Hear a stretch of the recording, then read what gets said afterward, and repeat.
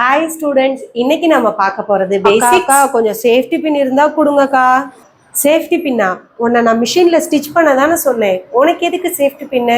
அக்கா நான் தச்சுட்டு தான்க்கா இருந்தேன், ஸ்டிச்சஸ் தப்பா போட்டுட்டேன்க்கா.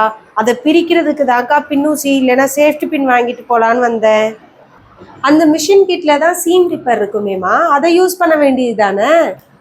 என்னது சீம் ரிப்பேரா? அப்படியெல்லாம் ஒன்றும் இல்லையேக்கா.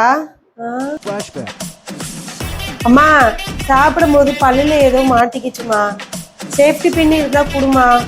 அதெல்லாம் இல்லடி, ஏதாவது குச்சியை எடுத்துக்கோ. இல்லையா? என்ன பண்றது? இது என்னமோ புதுசா இருக்கு. இது கூட நல்லாதான் இருக்கு.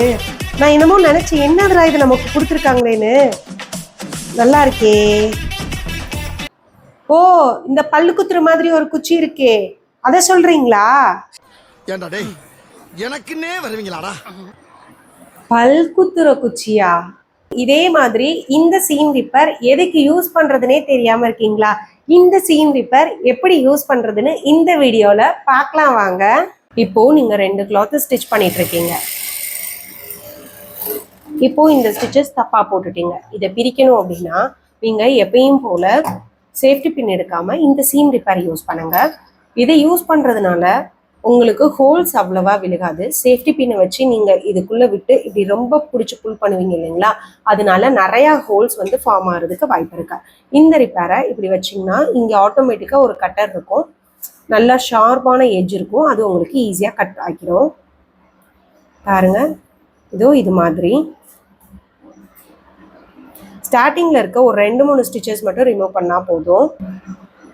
ஸ்டார்டிங்ல இருக்க ஒரு 2-3 ஸ்டிச்சஸ் ரிமூவ் பண்ணிட்டு இதை இப்படி ஓப்பன் பண்ணிடுங்க.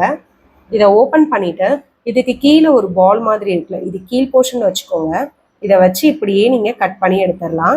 இது உங்களுக்கு ஈஸியா கட் பண்ணிடும். இது உங்களுக்கு ரொம்ப ஒரு யூஸ்ஃபுல்லான டிப்ஸா இருக்கும்னு நினைக்கிறேன். இது மாதிரி டெய்லரிங் ரிலேட்டடா ஏதாவது உங்களுக்கு தெரியணும்னா கீழே கமெண்ட் பண்ணுங்க. நெக்ஸ்ட் வீடியோல பார்க்கலாம். மறக்காம நம்ம ஐடியா ஃபாலோ பண்ணிக்கோங்க. தேங்க்யூ.